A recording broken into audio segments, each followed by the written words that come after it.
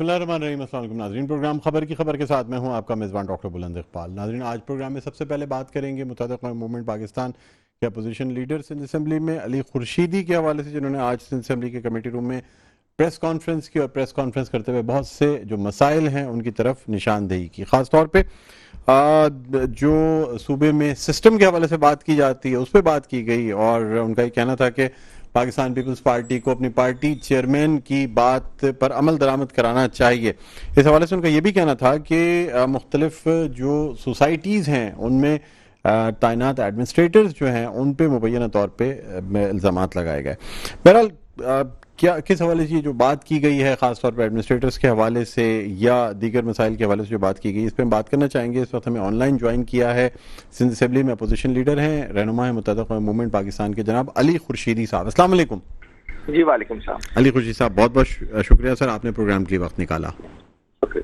जी sir, ये जो administrators का मसला है, ये एक तवील अरसे से ये तमाम चीज़ें चल रही हैं, जिस कोऑपरेटिव सोसाइटी में या जहाँ पे भी एक दफ़ा एडमिनिस्ट्रेटर तैनात हो जाता है, फिर हाई कोर्ट से स्टेज भी ले लिए जाते हैं, बाकी चीज़ें भी होती हैं। क्या कहते हैं आप इस हवाले से?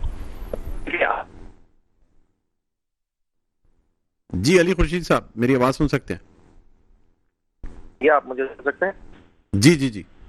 आज की press conference Khalistan cooperative housing societies में जो ये जो इनकी परफॉर्मेंस है, इनको उसको लेकर की गई थी। और देखें, होता क्या है कि कोऑपरेटिव हाउसिंग सोसाइटीज में जिस अंदाज से 2020 का एक्ट है उसको सामने रखते हुए उसको किया जाता है। उस प्रेस कॉन्फ्रेंस में जो है हमने इस बात को बड़ा क्लियरली कैटेगोरिकली ये बात बताई कि जो एडमिनिस्ट्रेटर्स की तैनाती है ये किस अंदाज से की जानी चाहिए और उसका मैंडेट क्या होता है। भाई उसके बायलॉज आप पढ़ लें, मेरी भी ना सुने, किसी और की ना सुने, उसके बायलॉज में बड़ा क्लियरली लिखा हुआ है कि इनका काम, प्राइम रिस्पॉन्सिबिलिटी जो है वो एक इलेक्टेड बॉडी के इलेक्शन कंडक्ट करवाना होता है, और सो डैट के उसके बाद आगे के जितने मसाइल हैं वो इलेक्टेड बॉडी देखे उसको। अच्छा, होता क्या है कि उमूमी तौर पे 70 की दिहाई के बाद जब से यहाँ पे कोऑपरेटिव हाउसिंग सोसाइटी का कॉन्सेप्ट आया और लोगों ने जो है वो निस्बतन कम मतलब रेट पे सरकारी जमीनें जो है मिल जाती थी कोऑपरेटिव हाउसिंग सोसाइटीज में, खुद इनके अपने जो बॉडीज हैं उसमें भी बहुत सारी जो है वो इरेगुलरिटीज मौजूद थी। मिसाल के तौर पर एक पीस ऑफ लैंड है, एक जमीन का टुकड़ा है, उसके ओनर आप भी हैं, उसके ओनर मैं भी हूँ। ये डुप्लीकेशन और ट्रिप्लीकेशन का सिलसिला रजिस्ट्रार कोऑपरेटिव हाउसिंग सोसाइटी की रिस्पॉन्सिबिलिटी बननी चाहिए थी कि भाई जो चीजें वो अपने एंड पे ठीक कर सकते हैं वो कर लें। अदरवाइज एक्ट में मौजूद है कि इनकी एक डेडिकेटेड कोर्ट मौजूद है जो नोटिफाइड हुई है। हो रहा क्या है? हो रहा ये है कि इन मसाइल को हल करने के बजाय एक ऐसे शख्स को रजिस्ट्रार बना दिया जाता है जिसका खुद इनका अपना जो सर्विस का जो बैकग्राउंड है वो बड़ा सवालिया निशान है, क्वेश्चनेबल है, चाहे वो लोकल गवर्नमेंट बोर्ड हो, चाहे वो दीगर इदारे हों। तो बात इतनी सी है कि इन मसाइल को हल करने के लिए जिस अफसर को लगाया गया है वो अफसर उन मसाइल को हल करने के बजाय उसमें ऑन डेली बेसिस इसमें जो है मसाइल का अंबार लगाया जाता है। अच्छा, ये सारी सिनेरियोज, ये सारी टेक्निकलिटीज जो मैंने आपको बताई, इससे एक आम आदमी डायरेक्टली इफेक्ट कर रहा है। वो आदमी जो कोऑपरेटिव हाउसिंग सोसाइटी में जिसने अपनी जिंदगी भर की जमा पूंजी लगा के एक प्लॉट लिया, अब वो जब जाता है उस पे रिटायरमेंट के बाद अपनी सर्विस खत्म करने के बाद, सो डैट के वो अपने आने वाली नस्लों के लिए घर ले सके, अपनी रिटायरमेंट की जिंदगी जो है बेहतर अंदाज से गुजर बसर कर सके, वो ये देखता है कि मेरी जमीन पे तो कोई और भी काबिज हो चुका है। अच्छा, फिर बहुत से ऐसे सिनेरियोज भी मौजूद हैं कि जिसमें कब्जे भी जो है वो मुसल्लह उनको इंटरवीन करके जबरदस्ती कि नहीं जी आपके डॉक्यूमेंट जाली हैं और हमारे पास जो है वो बिल्कुल ठीक है और आप घर से निकल जाइए। ये सारे सिलसिले इस कराची शहर में जो कोऑपरेटिव हाउसिंग सोसाइटी में रवा रखे हुए हैं। हर जो एडमिनिस्ट्रेटर की तैनाती होती है उसका मैंडेट मैंने आपको अपने इब्तदाइया में बता दिया। होता यह है कि वो तमाम एडमिनिस्ट्रेटर्स रिश्वत देकर लगवाए जाते हैं। अच्छा, उनका भी मैंडेट मौजूद है, एक सरकारी अफसर को लगना चाहिए। एक प्राइवेट आदमी जो है वो किसी सोसाइटी को रन करना शुरू हो जाता है और वो करता क्या, वो थोड़ी कर रहा होता है, तो ये करता है कि एक नॉन फंक्शनल हो जाती है उसकी इलेक्टेड बॉडी, और उसके बाद उस सोसाइटी में मौजूद एमिनिटी प्लॉट्स हो, कमर्शियल प्लॉट्स हो, रेजिडेंशियल प्लॉट्स हो, इसके ऊपर जो है वो माजरत के साथ ये सो कॉल्ड सिस्टम जो है वो फिर अपना काम दिखाना शुरू कर देता है। On average her cooperative housing society में 1 बिलियन का यहाँ पे हेर फेर की जाती है। और कराची और पूरे सिंध की अगर मैं बात करूं तो 400 से ज्यादा फंक्शनल कोऑपरेटिव हाउसिंग सोसाइटीज मौजूद है। अब आप खुद अंदाजा कर लीजिए कि कितना क्वांटम ऑफ अमाउंट है जो रिश्वत सतानी में और जो 2 नंबरियों में जो है वो लग जाता है। ये इतना बजट है जितना इस सूबे का, अगर मैं तालीम, सेहत और दाखिला, ये 3 ऐसे महकमे हैं जिसमें सबसे ज्यादा बजट एलोकेट इन तीनों के एलोकेशन से ज्यादा यहाँ पर रिश्वत का एक सिस्टम मौजूद है जिसको आज हमने प्रेस कॉन्फ्रेंस करके एक्सपोज किया है। तो सर ये तो 2020 से चला आ रहा है ना, आप कह रहे हैं, या उससे पहले भी तो नहीं, देखिए ये एक्ट जो है इससे पहले 1925 का एक्ट था अंग्रेज के जमाने का, और उसको जो है वो चीजें अमेंड करके 2020 में सिंध असेंबली में ये बिल पास किया गया, वो एक्ट ऑफ पार्लियामेंट बन गया। बात इतनी सी है कि 70 की दिहाई से कराची शहर की अगर मैं बात कर लूँ स्पेसिफिकली, तो शहर कराची में कोऑपरेटिव हाउसिंग सोसाइटी की एग्जिस्टेंस शुरू हुई। ये सारा जो मेल फंक्शनिंग है, ये पिछले 5-8 सालों में इसमें इंटेंसिटी क्यों आ गई, सवाल ये बनता है। भाई लोग तो 70 की दिहाई से रह रहे थे सर, लेकिन ये हमें सर कराची का, आप अगर बिल्कुल वस्त की बात करें, सिंधी मुस्लिम कोऑपरेटिव हाउसिंग सोसाइटी है, सीपी बरार कोऑपरेटिव सोसाइटी है, बहादुराबाद जो इलाका है वो भी बहादुर यार जंग कोऑपरेटिव हाउसिंग सोसाइटी है, इनमें भी ऐसा नहीं है कि मसाइल नहीं है। आज भी केसेस जो हैं एमिनिटी प्लॉट्स के हवाले से, चीज़ों के हवाले से, यहाँ तक कि बिल्डिंग्स तक मिसमार की गई कि जी पार्क की ज़मीन अलॉट कर दी गई, हाई राइज बिल्डिंग बन गई। तो ये सर आज का तो मसला नहीं है, पुरानी जो कोऑपरेटिव हाउसिंग सोसाइटीज हैं उनमें भी यही तमाम मसाइल चले आ रहे हैं। बल्कि इवन अगर आपको नस्ला डावर का केस याद हो तो वो भी बाकायदा एक कोऑपरेटिव हाउसिंग सोसाइटी ने ही वो ज्यादा जमीन अलॉट की और सारा कुछ हुआ। जी बिल्कुल, आप बिल्कुल ठीक कह रहे हैं ये वाली बात। ये इन मसाइल से मैंने आपको बताया ना, ये मसाइल मौजूद थे और उसके लिए तो सर अब 2020 में क्या फर्क आ गया? यानी ये तो पहले भी चीजें चल रही थी। नहीं, मैं 2020 की बात नहीं कर रहा हूँ, मैं ये बात कर रहा हूँ कि ये जो एक्ट मौजूद है ये 2020 से नाफिजुल अमल है, यहाँ हो रहा है। जी आप मेरी आवाज सुन सकते हैं? आपकी आवाज मुझे नहीं आ रही है। अली खुर्शीद साहब, आपकी आवाज मुझे नहीं आ रही है। जी अली खुर्शीद साहब, मेरी आवाज सुन सकते हैं आप? आपकी मेरे ख्याल में कोई सिग्नल प्रॉब्लम है, आपकी आवाज में नहीं सुन सकता हूं। हम दोबारा राब्ता कायम कर रहे हैं अली खुर्शीद साहब से, और इनका कहना यह है कि ये जो कोऑपरेटिव हाउसिंग सोसाइटीज है जिसमें बाकायदा जिसे डेवलप किया जाता है और ये ज़मीन हासिल की जाती है, उसके बाद इस कोऑपरेटिव हाउसिंग, कोई भी कोऑपरेटिव हाउसिंग सोसाइटी हो, उसे बाकायदा डेवलप किया जाता है और उसे डेवलप करने के बाद उसकी अलॉटमेंट्स की जाती हैं, और अलॉटमेंट के बाद जो अलॉटीज होते हैं उनको फिर उनसे डेवलपमेंट चार्जेस लिए जाते हैं, कंस्ट्रक्शन होती है, वो एक इलाका डेवलप होता है और फिर वो सोसाइटी जो है वो बनती है। बहुत सी यहाँ पे ऐसी सोसाइटीज़ हैं जो गेटेड सोसाइटीज़ हैं और उनकी जो यानी जो उनकी कीमतें हैं वो कराची के बहुत से इलाकों से बहुत ज़्यादा हैं। यानी ये ऐसे भी इलाके मौजूद हैं जो कि बहुत अच्छे तरीके से चलाए जा रहे हैं। लेकिन अली खुर्शीदी साहब की आज की जो प्रेस कॉन्फ्रेंस थी उसके हवाले से कहना यही था कि जी इन कोऑपरेटिव हाउसिंग सोसाइटीज़ में जो है एडमिनिस्ट्रेटर्स जो बैठे हैं वो मुबैना तौर पे जो है वो डबल अलॉटमेंट भी कर रहे हैं। इसके अलावा जो है वो पैसों की खुर्द-बुर्द भी की जा रही है। जी अली खुर्शीद साहब से हमारा राब्ता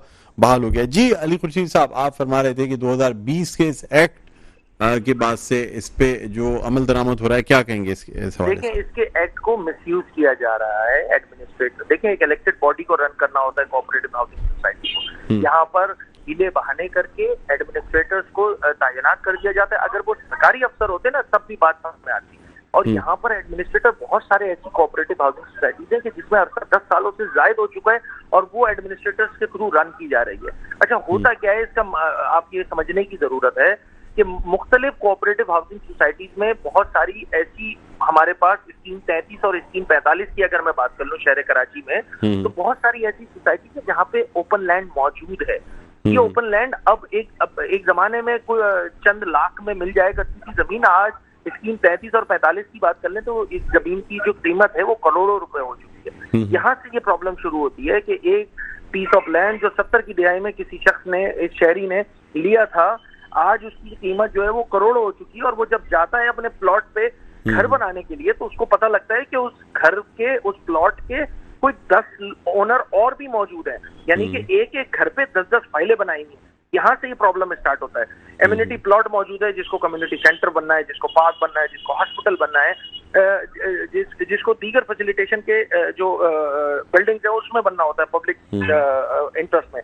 वो जाके देखता है कि उस जगह पर एक हाई राइज बनी हुई है, मल्टी स्टोरी बिल्डिंग बनी हुई है। इसका मतलब ये हुआ कि जो मुख्तलिफ हाउसिंग सोसाइटीज में जो लोग मौजूद हैं, अब वो इन तमाम चीजों से महरूम हो जाए क्योंकि यहाँ पर सिस्टम ने काम करना शुरू कर दिया। ये है बुनियादी मसला।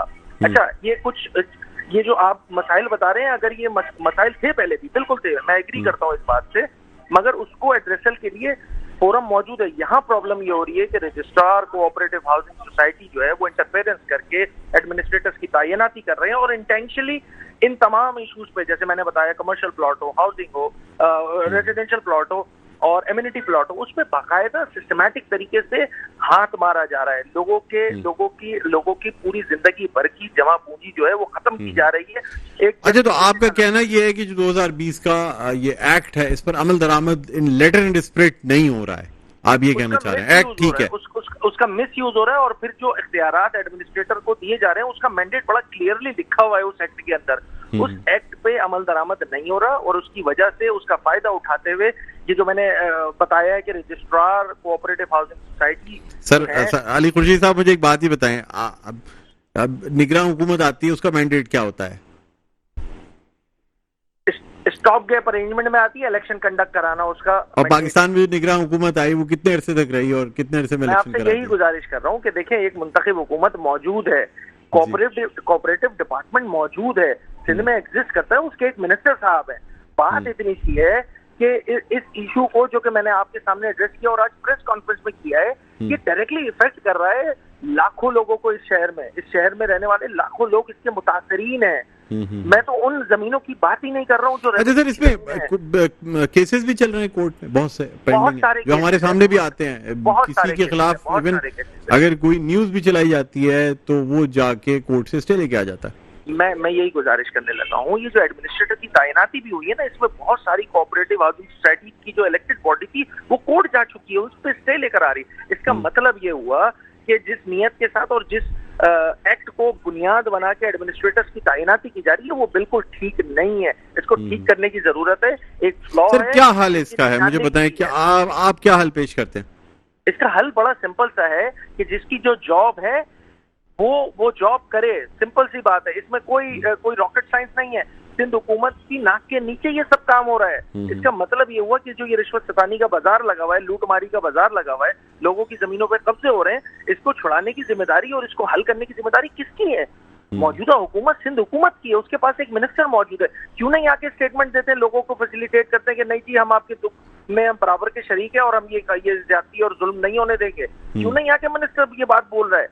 यकीनी तौर पे लोग परेशान हैं, हजारों की तादाद में। मैं आपको ईमानदारी से बताऊं, जो मुताल्लिका वहां के लोग हैं, हम ऑफिस में बैठते हैं तो ये कंप्लेन ऑन रेगुलर बेसिस हमारे पास आ रही है। इसी वजह से हमने ये तय किया कि अच्छा, आपके मुताबिक ये तमाम कोऑपरेटिव हाउसिंग सोसाइटीज इसी तरीके से चल रही हैं या इलेक्टेड बॉडी भी चला रही है और अच्छी तरीके से भी चल रही है? मैं आपकी आवाज नहीं आई सही। मैं आपसे ये पूछ रहा हूँ कि तमाम कोऑपरेटिव हाउसिंग सोसाइटी के हवाले से आप की कंप्लेन है या आप कह रहे हैं कि मुबैना तौर पे इस तरह चलाई जा रही है, या बहुत सारी? देखिए, मेरे पास नोटिफिकेशंस मौजूद हैं कि जिन कोऑपरेटिव हाउसिंग सोसाइटी पे इलेक्टेड बॉडी को हटा के एक शख्स को तैनात कर दिया जाता है जो कि एक सिविल बंदा है। तो इसका मतलब है ना कि नियतों में कहीं ना कहीं फतूर मौजूद है, क्योंकि उनको इन जगहों पे फिर नीलामी करनी है, फिर बैकडोर कमरों में बैठ के नीलामी होती है। सबको पता है कि जी करोड़ों की जमीन लाखों में किस तरह नीलामी में मिल जाती है। यहाँ पे सिस्टम एग्जिस्ट कर रहा है, यहाँ पे लोगों की जमीनों के साथ खिलवाड़ हो रहा है और ये सारा काम सिंध हुकूमत के लगे हुए मिनिस्टर के नाक के नीचे हो रहा है। तो इस चीज को हल करना, ठीक करना, और इसमें जो गलतियां और चीजें हो रही हैं जिसकी वजह से डायरेक्टली आवाम इफेक्ट हो रही है, उसको ठीक करने की जिम्मेदारी किसकी है? सिंध हुकूमत की है। उसी की जानिब निशानदेही की गई है। हुकूमत आए, चीजें क्लियर करे, आवाम को रिलीफ दे, हमें कोई प्रॉब्लम नहीं है। हमें नहीं करे सेटिस्फाई, लोगों को करे सेटिस्फाई, जिनके जिंदगी भर की जमा पूंजी जो है वो इनकी हरकत और सकनात और सिस्टम को पैसे देने के लिए, सिस्टम के लिए पैसे जमा करने के लिए वो सारी बर्बाद होती जा रही है। हमारा पॉइंट ऑफ व्यू बड़ा क्लियर है। ठीक है। अच्छा, अब इस पे क्या आप कह रहे हैं कि सड़कों पे भी आएंगे और एहतजाज भी करेंगे? मैंने हमने ये बात प्रेस कॉन्फ्रेंस पे भी कही है कि इसको देखिए, अभी असेंबली का इजलास भी, अभी बजट आ रहा है, इजलास भी होगा, इन तमाम इश्यूज को असेंबली में टेकअप किया जाएगा ताकि कंसर्न मिनिस्टर से पूछा जा सके, जवाब दें वो इस असेंबली को जवाब दें। असेंबली के मेंबरान है, शहरी सिंध की मेजॉरिटी नुमाइंदगी मुत्तहिदा कौमी मूवमेंट के पास है, तो हम इस इशू को असेंबली में भी टेकअप करेंगे। आज प्रेस कॉन्फ्रेंस करने का मकसद सिर्फ इतना था कि ये इस इशू को बता सके। आप मीडिया हजरात के थ्रू हमने आवाम को बताया कि आवाम के साथ मुत्तहिदा कौमी मूवमेंट पाकिस्तान खड़ी है। हम इस मसले को टेकअप करेंगे, असेंबलियों में भी बात करेंगे, और अगर मसला हल नहीं हुआ तो सड़कें खुली हुई हैं, हमें ऑफिस पता है। इस तरह स्पेयर नहीं किया जा सकता लोगों को। लोग जिस तरह लुट रहे हैं, तो हम इसी तरह बैठे रहे कि नहीं जी, लुट रहे हैं लोग, लुटने तो उनकी जमा पूंजी जिंदगी भर की खत्म हो रही है तो होने दो। नहीं जनाब, एमक्यूएम फॉर्म स्टांस लेके स्पेयर। लेकिन इस पे माजी में भी एहतजाज होते रहे, दीगर सियासी जमातें भी एहतजाज करती रही हैं। ये हमारे ऑफिस के भी बड़ा करीब है रजिस्ट्रार का दफ्तर, और यहाँ जमात इस्लामी की जानिब से भी एहतजाज किया जाता रहा। दीगर सियासी जमातें भी इस पे एहतजाज करती रही हैं, बाकायदा रोड ब्लॉक करके एहतजाज किए गए हैं, लेकिन अब तक हासिल वसूल कुछ भी नहीं हुआ इन चीजों से। देखे ना, ये तो समझने वाले, करने वाले ये सब जान रहे हैं कि कौन किस जानिब खड़ा है। हक और बातिल की लड़ाई में ये तो बड़ा सिंपल सा है ना, हम हक के साथ हैं, हम लोगों के साथ हैं। लोगों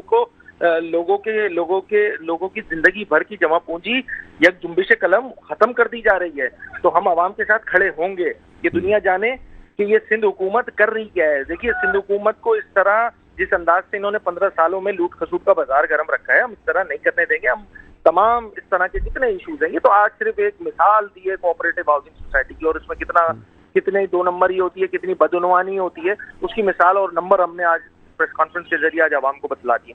हम हर इशू को टेकअप करेंगे, कंसर्न अथॉरिटीज के पास जाएंगे, असेंबली का फोरम मौजूद है, और कुछ भी नहीं हो सका, सड़कें आजाद हैं, सड़कें खुली हुई हैं, लोग हमारे साथ हैं, और इन तमाम इश्यूज पे एमक्यूएम जो है अपना बुनियादी स्टांस लेगी और आवाम के साथ खड़ी होगी इंशाल्लाह। ठीक है, बहुत बहुत शुक्रिया अली खुर्शीद साहब, आपने प्रोग्राम के वक्त निकाला। नाज़रीन, रहनुमा मुत्तहिदा कौमी मूवमेंट पाकिस्तान और सिंध असेंबली में अपोजिशन लीडर अली खुर्शीदी हमारे साथ मौजूद थे। एक वक्फा लेते हैं, वक्फे के बाद दोबारा आपकी खिदमत में हाजिर होंगे, कहीं ना जाएगा। देखते रहिए प्रोग्राम खबर की खबर। जी नाज़रीन, वेलकम बैक। एक दफा आपको खुशामदीद कहते हैं प्रोग्राम में खबर की खबर। मैं हूँ आपका मेज़बान डॉक्टर बुलंद इकबाल। नाज़रीन, अब हम कुछ बात करना चाहेंगे आज़ाद कश्मीर की मौजूदा सूरत हाल के हवाले से। अवामी एक्शन कमेटी की जानिब से 3 रोज़ से जो है वो हड़ताल और पहिया-जाम स्ट्राइक और हड़ताल का सिलसिला जारी है। कारोबारी मराकज़ बंद हैं, स्कूल कॉलेजेस जो हैं वो बंद हैं। ये सिलसिला जो शुरू हुआ, ये महंगी बिजली और यानी जो गंदम की कीमतों में इजाफा है, रोटी की कीमतों में इजाफा है, वहाँ से ये सिलसिला शुरू हुआ, और ये सिलसिला बढ़ते बढ़ते जो है ये इस कदर आगे बढ़ गया कि अब हालांकि आज़ाद कश्मीर की हुकूमत की जानिब से बाज़ाब्ता नोटिफिकेशन भी जारी कर दिया गया है, जिसमें बिजली के नर्ख कम कर दिए गए हैं, गंदम पे सब्सिडी दे दी गई है। यहाँ तक कि पाकिस्तान के वज़ीर-ए-आज़म शहबाज शरीफ ने भी जो है वो 28 अरब रुपए की ग्रांट का ऐलान कर दिया है इस मसले को हल करने के लिए, लेकिन ये मसला अब भी हल होता नज़र नहीं आ रहा है। और मुख्तलिफ, चूँकि आज़ाद कश्मीर के हवाले से हमारे जो पड़ोस मुल्क है उसे बड़ी तशवीश लाक रहती है, इसलिए अब पड़ोस मुल्क की जानिब से, उनकी मीडिया की जानिब से भी नेगेटिव प्रोपेगेंडा पाकिस्तान के हवाले से किया जा रहा है। इस पर हम बात करना चाहेंगे। इस वक्त हमें ज्वाइन किया है दिफाई तज्ज़िया कार हैं कैप्टन अदीब सफ़ी, कैप्टन रिटायर्ड अदीब सफ़ी, जिन्हें हम खुशामदीद कहना चाहेंगे। अस्सलाम वालेकुम। वालेकुम सलाम, बहुत शुक्रिया। जी सर, आपसे जानना चाहूँगा, ये कश्मीर का जो मसला आज़ाद कश्मीर के शुरू हुआ और देखते ही देखते शायद इसे इतना सीरियस नहीं लिया गया इब्तिदा में। ये अवामी एक्शन कमेटी, जिसे समझा जा रहा था कि शायद इनके बयानात या इन चीज़ों से कोई फ़र्क नहीं पड़ता, लेकिन अब ये बहुत जो है ये तशवीशनाक सूरत हाल इख्तियार कर गया है। यानी पूरे आज़ाद कश्मीर में स्ट्राइक चल रही है, चीज़ें बंद हैं, और सोशल मीडिया पे ख़ास तौर पे अक्रॉस बॉर्डर यानी हमारे दुश्मन मुल्क की जानिब से बड़ा नेगेटिव प्रोपेगेंडा किया जा रहा है। क्या कहेंगे इस हवाले से आप? जी बहुत शुक्रिया। बिस्मिल्लाहिर्रहमानिर्रहीम। जैसे आपने इंट्रो में कहा, बहुत ही एक नॉर्मल सी डिमांड थी जो उनकी कश्मीरियों की तरफ से एज पर देयर एग्रीमेंट, जो कि उनके साथ है कि वो हाइडल पावर इस्तेमाल करते हैं और उनका जो सब्सिडी, जो गंदम का जो है, ये कोई नई बात नहीं है, उनको मिलती रही है। अब जब आपने उनके निर्ख बढ़ा दिए और उनको उस पर एतराज हुआ, तो एक मैच्योर्ड अप्रोच होनी चाहिए थी कि भाई बुलाएं, बैठे, बात करें और आप अपने मसाइल उनको बताएं, उनके मसाइल सुने और एक ऐसा लाएबल इख्तियार करें जो कि दोनों को काबिल कबूल हो। अगर लेट से गवर्नमेंट की रिक्वायरमेंट आ गई है बिकॉज ऑफ इकोनॉमिक कंडीशंस, की प्राइस बढ़नी थी, तो बेहतर ये होता कि उनको आप एतमाद में लेते और उसके साथ फिर आगे चलते, सो दैट इस तरह की नौबत नहीं आती। उसको जब आपने इग्नोर किया, इसकी ग्रेविटी को इग्नोर किया, तो नेचुरली वो फिर फ्लेयर अप हुआ और मामला जो है वो सड़कों पे आ गया और लोग जो है एहतजाजन पूरे। अच्छा सर, अब डिमांड्स पूरी भी कर दी गई हैं, लेकिन अब भी कहा जा रहा है कि जी डेडलॉक जो है वो अभी बरकरार है, नोटिफिकेशन तक जारी कर दिया गया। देखिए बिल्कुल सही कह रहे हैं, इट टेक्स टाइम। इसी नोटिफिकेशन जारी किया, देर से किया, जो गवर्नमेंट ने करना चाहिए था उसमें रिएक्शन उनका बड़ा एक ड्रैगिंग वाला था कि इसको इमीडिएटली नहीं अटेंड किया। अब ये हो गया है, मेरा अपना जाती ख्याल ये और जो मुझे रिपोर्ट्स मिल रही है उसके हिसाब से कि ये it will take time, but चूंकि आपने नोटिफिकेशन जारी कर दिया है तो इसलिए ये चीजें जो है काबू में आ जाएंगी। जहाँ तक कि इंडिया का सवाल है, उनको तो एक शोषा चाहिए होता है इस चीज को एक वावेला बना के इसको प्रोजेक्ट करने के लिए।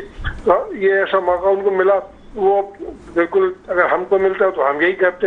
उन्होंने अपने जितने भी चैनल्स हैं और जितने भी उनके एफर्ट्स हैं मौजूदा कश्मीर में भी और इधर, उन सबका उन्होंने रुख इधर ही मोड़ दिया कि इस मौके से फायदा उठाया जाए और इनको मलाइन किया जाए। तो ये जो टेम्परेचर बढ़ गया है, मैं समझता हूँ ये नेक्स्ट 24 आवर्स 40 आवर्स में काबू हो जाएगा, प्रोवाइडेड दी गवर्नमेंट की जो डिसीजंस हैं उनकी इम्प्लीमेंटेशन हो और ये जो भी फैसले हुए वो पर अमल दरामद होता हुआ नजर आए, so that people can be satisfied कि हाँ जो उनकी डिमांड्स पूरी हो गई हैं। अच्छा, मुझे एक बात ही बताइएगा कि इस मौके पे पाकिस्तान तहरीक इंसाफ की जानिब से जो मुतालबा किया गया वो ये कहते हैं जी जो हुकूमत है, मुंतखब हुकूमत है, उसे जो है वो मुस्ताफ़ी हो जाना चाहिए। यानी वो कह रहे हैं कि जी डिमांड इससे आगे की है, वो खाली बिजली और गंदम के नरखों का मसला नहीं है, बल्कि पीटीआई की हुकूमत बड़ी ज़बरदस्त किस्म की सब्सिडी फराम करती रही, लोगों से याद कर रहे हैं पहले ये हुकूमत मुस्ताफ़ी हो जाए, फ्रेश इलेक्शन कराए और उसके बाद फिर ये मसाइल हल होंगे। ये सियासी रंग कहाँ से आ गया इसमें? देखिए, जब इस तरह की चीज़ें बढ़ती हैं तो वो बात से बात निकलती है और फिर हर एक आदमी जो है उस पर पॉलिटिकल माइलेज गेन करने की कोशिश करता है। लेकिन जो जहाँ तक के अभी जो एक इसी पैराए में अगर आप देखा जाए तो ये आपके पाकिस्तान में भी जो गवर्नमेंट इस वक्त है उस पर भी बड़े एतराज़ात उठ रहे हैं कि ये फॉर्म 47 और फॉर्म 45 की एक कशमकश चल रही है, कोर्ट में भी आपके केसेस चल रहे हैं।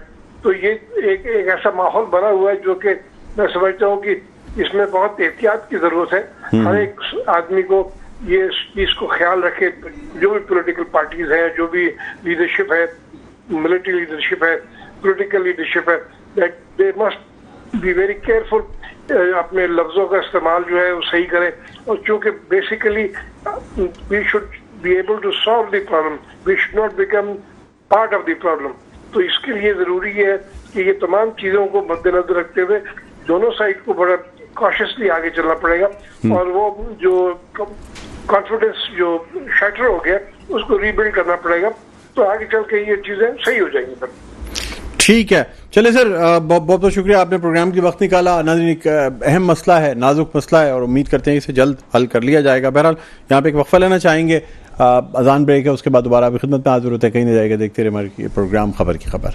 जी नाज़रीन, वेलकम बैक, एक दफ़ा फिर आपको खुशामदीद कहते हैं। प्रोग्राम है खबर की खबर, मैं हूँ आपका मेज़बान डॉक्टर बुलंद इकबाल। नाज़रीन, अब हम बात करना चाहेंगे कि एमसी के ऐवान के हवाले से। आज ऐवान का इजलास हुआ, सदारत जो है वो मेयर कराची मुर्तज़ा वहाब ने की और अपोजिशन लीडर जमात इस्लामी के काजी सदरुद्दीन साहब ने जो है वो आज काफ़ी मसाइल उजागर किए, ख़ास तौर पे कि इलेक्ट्रिक जो कि बिजली का मसला है उस पर बात की, फिर पानी के मसाइल पे बात की गई, मुख्तलिफ लोगों को मुबारकबाद भी दी गई क्योंकि कुछ ऐवान के जो मेम्बरान हैं वो इलेक्ट भी हुए हैं, कुछ जो हैं वो मुशीर लगे वज़ीर आला सिंध के। बहरहाल इस हवाले से हम बात करना चाहेंगे। इस वक्त हमारे साथ ऑनलाइन मौजूद हैं अपोजिशन लीडर हैं और रहनुमा हैं जमात इस्लामी कराची के जनाब काजी सदरुद्दीन साहब। अस्सलाम वालेकुम। जी वालेकुम सलाम सर, खुशामदीद कहते हैं, बहुत बहुत शुक्रिया प्रोग्राम के लिए आपने वक्त निकाला। बहुत शुक्रिया सर। सर आपसे जानना चाहूँगा कि इलेक्ट्रिक और बिजली के मसाइल के हवाले से आपने आज बात की, तो ये इस पे तो जमात इस्लामी एक अरसे से आवाज़ उठाती चली आ रही है और बिजली के मसाइल भी वैसे ही हैं और बाकी तमाम चीज़ें वैसे ही चल रही हैं, क्या कहेंगे आप? डॉक्टर साहब बहुत शुक्रिया, आपने एक इंतहाई अहम मौजू ना सिर्फ खुद भी पिक किया और बल्कि आज कराची के शहरियों का जो मुंतखब हाउस है उसमें इस अहम मसले पर बात हुई। अच्छा देखिए, आज एक बात ये तो साबित हो गई कि जो कराची का मसला खास तौर पर के इलेक्ट्रिक का जो जमात इस्लामी ने कई साल से उठाया हुआ है और जिसके लिए कोई महीना ऐसा नहीं गुजरता है, चाहे वो गर्मी हो या सर्दी हो, और सड़क पे या इदारों में मुजाहरे में हम इस मसले पर आवाज ना उठाते हो। लेकिन आज हाफिज नईमुर्रहमान साहब का ये कॉन्सेप्ट था या के इलेक्ट्रिक के खिलाफ जो उन्होंने एक तवील जद्दोजहद करते आए, आज केएमसी के हाउस ने ये साबित कर दिया है कि ये मसला सिर्फ जमात इस्लामी का मसला नहीं है। ये 367 अफराद 367 जो इलेक्टेड अफराद थे, जिसमें जमात इस्लामी के लोग मौजूद हैं, जिसमें पाकिस्तान पीपल्स पार्टी के लोग मौजूद हैं, जिसमें मुस्लिम लीग नून के मौजूद हैं, JUI के लोग मौजूद हैं, इन सब ने इस करारदाद की न सिर्फ हिमायत की बल्कि ये बिलक रहा है के इलेक्ट्रिक के नतीजे में, और नेपरा और के इलेक्ट्रिक की मिली भगत से सिर्फ के इलेक्ट्रिक का इशू नहीं है, इसमें नेपरा पूरी तरीके से उनके साथ इन्वॉल्व है। और वाहिद जमात इस्लामी वो पार्टी है जो नेपरा की हर मीटिंग में, हर हियरिंग में वो शरीक होती है और इस मसले पर आवाज उठाती है। तो कहती है कि देखें, आप ये बिजली जो बार बार महंगी कर रहे हैं, ये कराची के अवाम अफोर्ड नहीं कर सकते, और इसलिए नहीं अफोर्ड कर सकते कि आप बिजली तो देते ही नहीं है, बिल आप पूरा। लेकिन सर मुझे कतई कलामी माफ, लेकिन मुझे बताइएगा कि बिजली के जो निर्ख हैं, इनका मसला तो पूरे पाकिस्तान का ही ना, आप आजाद कश्मीर में देख रहे हैं इस वक्त क्या हो रहा है। तो देखिए, बिजली का निर्ख पूरे पाकिस्तान के लिए हमारा कहना ये है कि भाई आप बिजली तो दें। ये तो अगली बात शुरू होगी कि बिजली महंगी है कि सस्ती है। आप पहली बात ये कि बिजली नहीं दे रहे हैं, दूसरी बात ये कि महंगी है। अच्छा, महंगी क्यों है? देखिए, इन्होंने वादा किया था ना, जब प्राइवेटाइज किया था तो ये वादा किया था कि हम इसकी जनरेशन में, इसकी कैपेसिटी में इजाफा करेंगे, लेकिन इन्होंने आज तक 1 मेगावाट अपनी कैपेसिटी में इजाफा नहीं किया। ये सारी IPPs को इन्होंने, जहां से हम बिजली लेते हैं, जिनसे वो उनको इंतहाई सस्ते, उनको सब्सिडीज भी दी जाती है, उनको बड़े बड़े उनको पेटे की जाती हैं, लेकिन और उसके नतीजे में आउटकम जो है वो रोल रही होती है और उसकी बिजली महंगी से महंगी करते चले जाते हैं। यानी आप एक तो बिजली नहीं दे रहे हैं, और ये आप कह रहे हैं कि पूरे पाकिस्तान का मसला है। पूरे पाकिस्तान का इस तरीके से मसला नहीं है। 3.5 करोड़ लोगों का शहर है, जिसमें 3.5 से 7 लाख बच्चे जो है 9 और 10 के वो एग्जाम दे रहे हैं। मैट्रिक के एग्जाम आप देखें तो सही, सेंटरों पे क्या हाल हुआ है। यानी इस दौर में 21वीं सदी में कराची के बच्चे फर्श पे बैठकर इम्तिहान दे रहे हैं और बिजली नहीं है।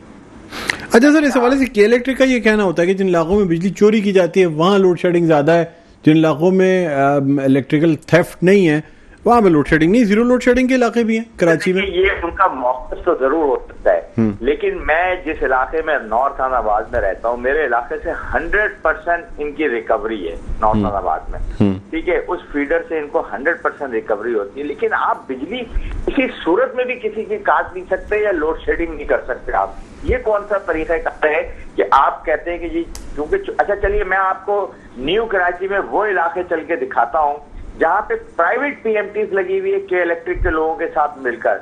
वहाँ एक काउंसलर इसी चक्कर में बेचारा मारा जाता है, वो जमात इस्लामी का काउंसलर के लोग आते हैं और कहते हैं कि हमें खुदा के वास्ते आप मीटर लगवा दें, इन भत्ताखोरों से हमें निजात दिलवा दें, जिन्होंने प्राइवेट PMTs के जरिए लोगों को वो बिजली फराहम करते हैं और उनसे महाना भत्ता वसूला जाता है। के इलेक्ट्रिक उस तरफ क्यों नहीं तवज्जो देती है कि उन PMTs को रेगुलराइज किया जाए? यानी आपने ये सर उस पे क्रैकडाउन तो किया गया है, इस पे हमने भी जो है वो खबर चलाई थी, एक वीडियो की हद तक है। डॉक्टर साहब, मैं आपको दावत देता हूँ, आप चले वहाँ प्राइवेट PMTs का निजाम पूरे न्यू कराची के सब एरियाज जितने हैं वहाँ प्राइवेट PMTs का निजाम आज भी चल रहा है, आज भी, और जिनसे महाना जो है वो भत्ता लिया जाता है बिजली देने के एवज। यानी ऐसा लगता है हम किसी जंगल में रह रहे हैं। कराची के शहरियों से लूटमार की जा रही है, यहाँ के तालिब इल्मों को बिजली नहीं दी जा रही है, यहाँ के इम्तिहानी सेंटर, अच्छा बिजली इम्तिहानी सेंटर पे आपने कहा था कि ये लोड शेडिंग नहीं होगी, लोड शेडिंग क्यों हो रही है वहां पे?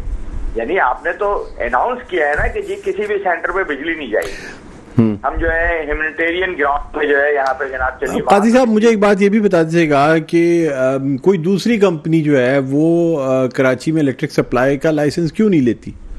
क्या वजह है? ये हमेशा बातें की जाती हैं। सवाल बहुत उम्दा है कि आप दूसरी कंपनीज को देखिए। जमात इस्लामी का मौक़िफ़ भी यही है कि आपने ये मोनोपोली की है कि एक पार्टी को आपने इस काम का ठेका दिया हुआ है, ठेका ही कहेंगे ना इसको। आप क्यों नहीं एक्सप्रेशन ऑफ इंटरेस्ट कॉल करते हैं कि दूसरी पार्टीज भी इनके अंदर, जब तक मुसाबकती यानी कंपटीशन नहीं होगा, लोगों को ना बिजली सस्ती मिलेगी ना मुकम्मल बिजली मिलेगी। कैपेसिटी जो है हमारे पास मौजूद है।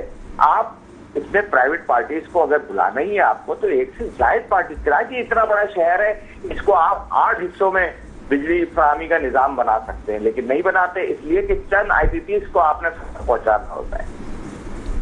अच्छा सर, मुझे ये भी बता दीजिएगा कि यानी अभी जब कि इलेक्ट्रिक का लाइसेंस जो है उसकी मियाद पूरी हो गई थी, तो उसके बाद भी कोई और कंपनी आज सच सामने नहीं आई जिसकी वजह से दोबारा के इलेक्ट्रिक कोई लाइसेंस उसका रिन्यू किया गया? इसलिए नहीं आई कि एक तो आपने मजीद 20 साल के लिए आपने उनको मौका दिया कि तुम मस्जिद लूटो जी, मजीद इस कर दो कि उनको ना पानी मिले ना उनको बिजली मिले। बिजली नहीं होगी तो पानी भी नहीं मिलेगा लोगों को। तो आप एक तो इनवाइट, मुझे नहीं पता कि वो कौन सी ऐसी कुव्वतें हैं जो आरिफ ना, अब किन लोगों के ज्यादा है, किन लोगों को वो फायदा, जो आदमी जिसके वारंट जारी हुए हो दुनिया भर में, और उसको हम यहाँ अपने यहाँ मीटिंगों में बुलाते हैं, उनको बैठाते हैं। यानी कराची के अवाम के साथ तो ऐसा लग रहा है कि सौतेली माँ जैसा सलूक किया जा रहा है। ना बिजली दे रहे हैं आप इनको, ना इनको पानी दे रहे हैं, ना इनको आप सड़कें दे रहे हैं, ना इनको ट्रांसपोर्ट दे रहे हैं। यानी हर तरीके से आप देखें तो सर चले मुझे एक बात ये बताएं कि अगर कोई आप समझते हैं कि किसी दूसरी कंपनी को लाइसेंस मिलेगा, या दूसरे मानों में अगर अलखिदमत जो है वो ये लाइसेंस ले ले, तो क्या बिजली बहुत सस्ती फराहम कर सकती है? ये आखिरी क्वेश्चन आपसे करना चाह रहा हूं। कंपटीशन होगा तो हर आदमी ये चाहेगा ना कि वो मार्केट में ज्यादा से ज्यादा अपने प्रोडक्ट बेचे। जब कंपटीशन के नतीजे में ही तो फिर रेट्स कम होते हैं चीजों के। तो जब आप किसी को मौका नहीं देंगे, तो बात जो मैं शुरू में कह रहा था कि आज ऐवान ने, कराची के ऐवान ने ये साबित कर दिया कि हर पार्टी, हर शहरी कराची का जो है उसके इलेक्ट्रिक के नतीजे में जो है मफलूज बन गया है। लिहाजा पूरे हाउस ने आज हमारे इस करारदाद को, हाफिज नईमुर रहमान साहब की इस करारदाद कह लें, या हाफिज नईमुर रहमान साहब का जो ये मौक़िफ़ था, उसको ना सिर्फ सराहा बल्कि हर शहरी बिलक रहा था। और हमारा ये मुतालबा भी है कि जो हमारी जो के इलेक्ट्रिक के बजाय जो पावर है वो NTDC के जरिए, यानी national transmission and dispatch company के जरिए सस्ती बिजली फराहम की जा सकती है, जो कि नहीं की जा रही है। ठीक सर, ठीक है, बहुत बहुत शुक्रिया काजी सदरुद्दीन साहब, आपने प्रोग्राम के वक्त निकाला। नाजरीन, KMC काउंसिल में अपोजिशन लीडर और रहनुमा जमात इस्लामी काजी सदरुद्दीन साहब हमारे साथ ऑनलाइन मौजूद थे, और इनका कहना यह है कि कराची की बिजली के मसाइल का हल जो है वो यही है कि कम से कम कुछ और कंपनीज़ को जो है उनको भी लाइसेंस दिया जाए, ताकि एक मुकाबले की फ़िज़ा पैदा हो। बहरहाल इसके साथ ही प्रोग्राम का अख्ताम पर पहुँचता है। मुझे बुलंद इकबाल को इजाज़त दीजिए, अपना बहुत ख्याल रखिएगा। अल्लाह हाफ़िज़।